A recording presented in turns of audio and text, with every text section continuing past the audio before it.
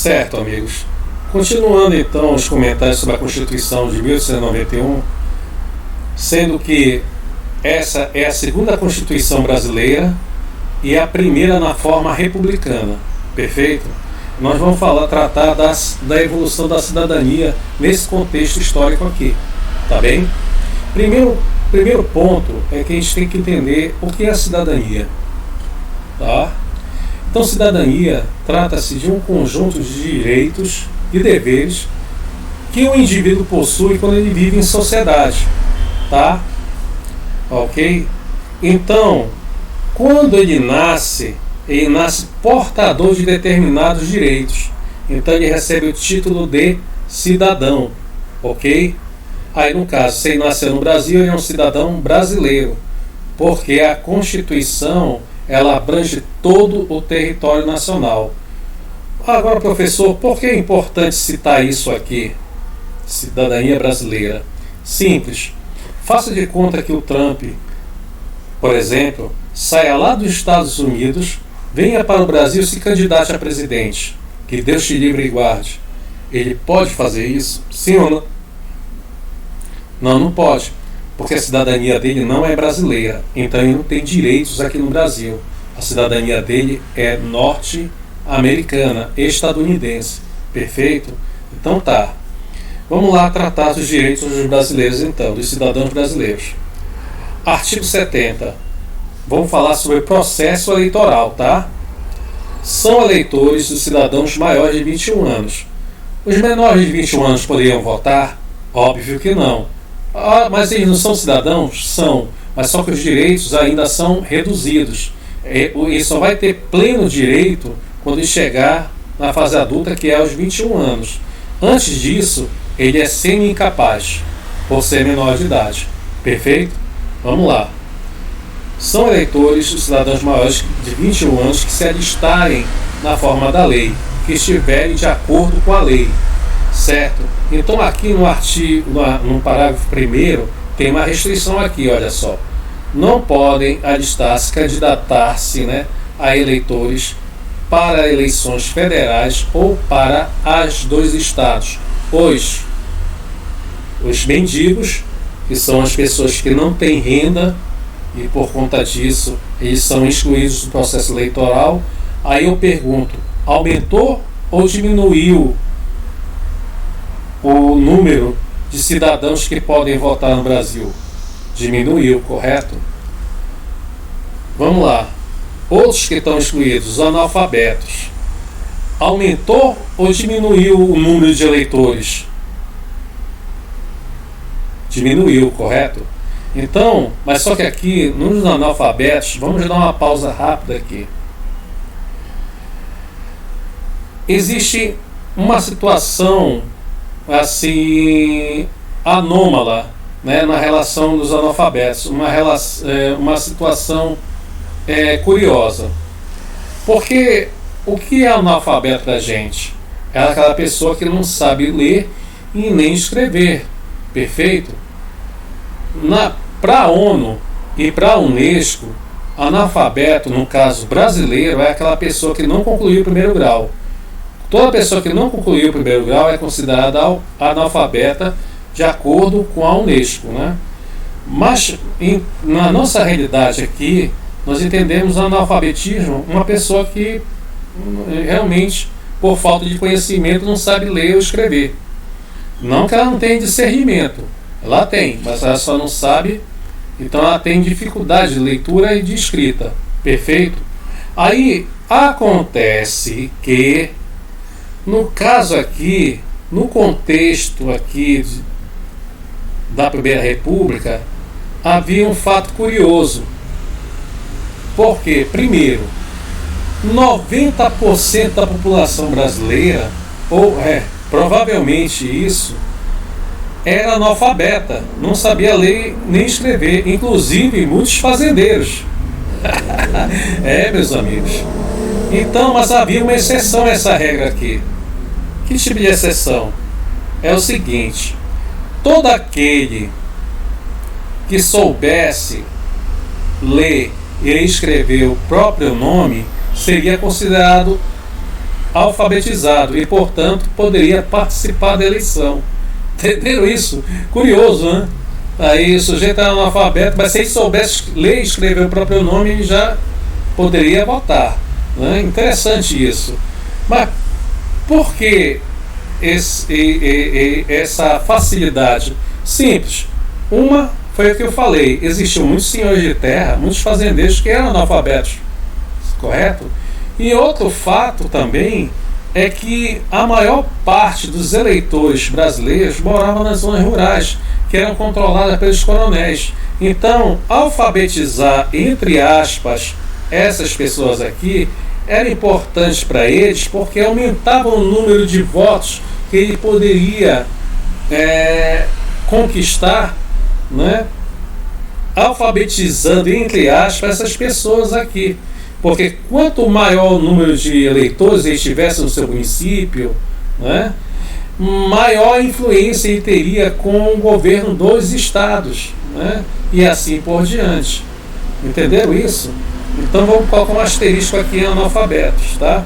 Terceiro, os praças. Quem são os praças? São os militares.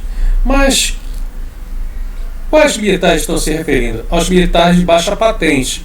Porque olha só, exceto eles estão excluídos, eles não podem ser candidato nem ser eleitor, não podem ser candidato nem eleitores, exceto, né, com exceção dos alunos das escolas militares de ensino superior, ou seja, os oficiais poderiam se candidatar sem problema, mas os de baixa patente não.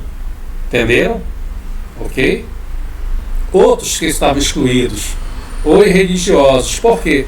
Porque houve uma separação de igreja e Estado, correto? Então a religião católica, a igreja católica, certo? E não religião, porque é o seguinte, a religião é a religião cristã, a igreja é a igreja católica. Então a igreja católica deixou de ser a religião oficial, vamos dizer assim, né, do governo. Quando foi isso? Porque lembre-se que na Constituição de 1824 a Igreja Católica representava com exclusividade o cristianismo no Brasil. Então, por isso que a Igreja Católica é confundida muitas vezes com a religião católica, porque ela tinha essa tradição, que é quebrada já com a proclamação da República, quando há separação de Igreja e Estado. Agora, a Igreja é uma coisa, Estado é outra. Então, por isso, as pessoas que viviam, que eram profissionais da fé, por assim dizer, né, eles não poderiam se candidatar. Também tem outras razões, mas que não vale a pena comentar aqui. Ok? Bem aqui no parágrafo 2º do artigo 70, tem um item importantíssimo. São inelegíveis os cidadãos não alistáveis. Ora, já temos os mendigos analfabetos, os militares de baixa patente e religiosos. Quem mais são não alistáveis? Aí é que está oculto, mas são não alistáveis. As mulheres, que não tinham direito a voto, são não alistáveis, não eleitores.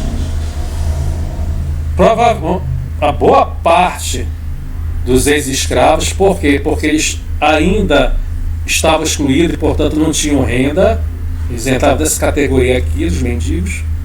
E também os indígenas. Ora, pessoal, se vocês observarem aqui, quem pode votar então? Vocês perceberam que a maior parte da população brasileira está excluída do processo eleitoral. Perfeito? Alegava-se na época que eles queriam dar mais qualidade ao voto, mais qualidade à eleição.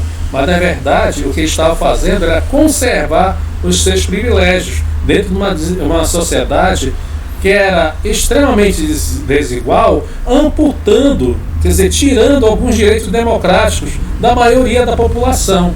Tem entendido isso, gente? Beleza? Então vamos guardar isso com a gente. Tá certo. Continuando aqui. Declaração de Direitos. Artigo 72.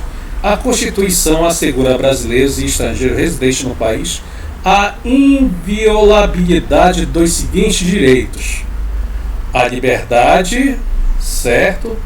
A segurança individual e a propriedade. Agora vem cá. Então vamos perceber aqui que, por que pareça, além da vida, né, pessoal ter garantias, a liberdade ter garantias, a propriedade também tem garantias. Interessante isso. Vocês acham isso certo ou errado? Bom, vamos raciocinar aqui. Por um lado, é correto.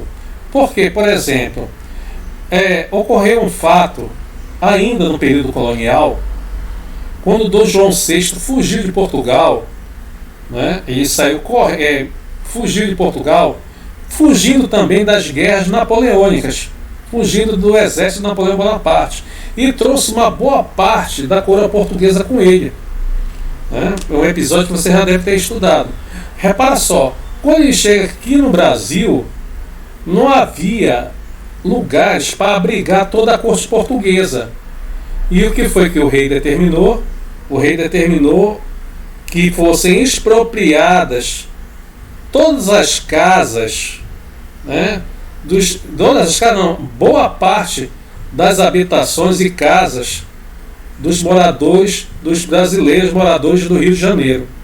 Entenderam? Então isso aí foi um atentado contra a propriedade. Então, no caso, dentro da Constituição brasileira, a propriedade está protegida. Só que tem uma situação interessante aí. Quem é que tem mais propriedade? Quem são os grandes proprietários? Mendigo tem grande propriedade? Analfabeto tem grandes propriedades? Você precisa fazer isso? Eu vou fazer isso sim. Os militares de baixa patente têm grandes propriedades? Não. Então, na verdade, era uma forma também de proteger, né, alguns privilégios. Correto? Beleza? Então tá. Isso a gente vai discutir mais na frente, essa questão da propriedade, que ela é bem complexa. Tá, vamos lá. Parágrafo 1º. Ninguém pode ser obrigado a fazer ou deixar de fazer alguma coisa, senão em virtude da lei. Beleza. Só que isso funcionava para os poderosos. Porque, por exemplo, o braço do Estado, o braço da lei, ele tinha um bom limite nessa época. Ele não alcançava todo o Brasil. Então havia muito abuso de poder, principalmente pelos senhores de terra. Então o direito do indivíduo acabava na porteira da fazenda, de fato, né? Porque os senhores de terra, né, os coronéis, eles costumavam abusar do direito deles, né? Abusar do poder deles. E o braço do Estado não tinha como puni-los, como alcançar isso aí. Então a gente vai vendo que na teoria é uma coisa, mas na prática é outra, né? Vamos lá, parágrafo 2º. Todos são iguais perante a lei. De fato. Agora, só que alguns são mais iguais que os outros. Por quê? Porque, geralmente, em termos de Brasil, por exemplo, se você tem uma causa, você é igual perante a lei, quer dizer que todas as pessoas têm os mesmos direitos. Mas na hora que você vai usar a justiça, os mecanismos da justiça, se você tiver muito recurso e poder, é claro que você vai levar vantagem sobre a tua parte adversária, não é verdade? Não é isso? Então o que acontece?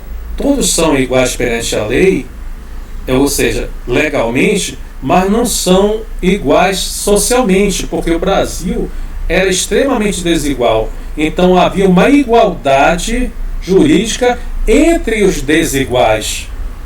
Perfeito? E o terceiro parágrafo nós temos aqui: todos os indivíduos e confissões religiosas podem exercer pública e livremente o seu culto. Porque havia muitos estrangeiros aqui, né? Então havia muitos ingleses, havia franceses, havia pessoas de fora que não eram católicas, aí que eram chamadas de protestantes. Agora só, repara só, todos os indivíduos e confissões religiosas podem exercer pública e livremente seu culto. Só que isso não acontecia com os cultos dos afrodescendentes, porque vira e mexe, os terreiros de candomblé eram frequentemente atacados pelos aparelhos de repressão do Estado, pela polícia, tá certo? Eles eram repreendidos fortemente. Então esse livre direito de exercer seu culto era uma coisa assim bem entre aspas mesmo, tá certo?